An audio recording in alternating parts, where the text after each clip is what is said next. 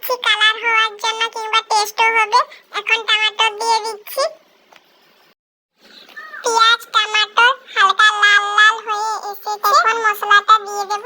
এই মশলাটাই আছে পেঁয়াজ আদা রসুন জিরা বাটা। মশলাটা ভালোভাবে ভেজে নেব। এর মধ্যে দিয়ে দেব হলুদ গুঁড়ো,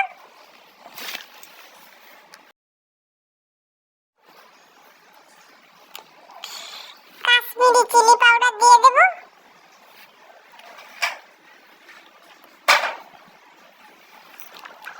আর গরম মশলা পাউডার দিয়ে দেব। ভালো করে ভেজে নিচ্ছি।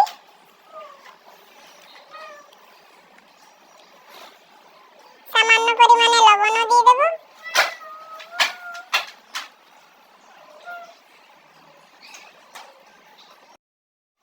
পাঁচফোড়নটা দিয়ে দিচ্ছি।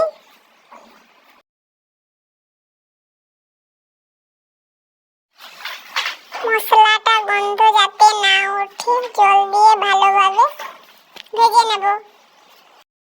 কার কার ভালো লাগে ঘুগনির তরকারি মুড়ির সাথে খেতে কিংবা রুটির সাথে খেতে অবশ্যই কমেন্টে জানাও।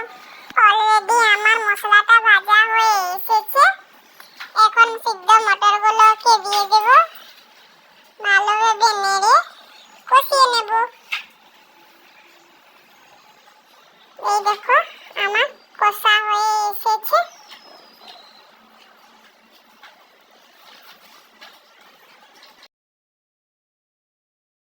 এখন 1 গ্লাস জল দিয়ে দিচ্ছি।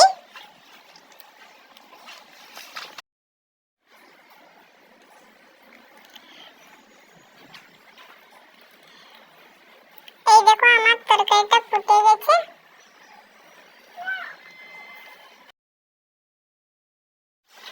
এখন নামিয়ে নেব।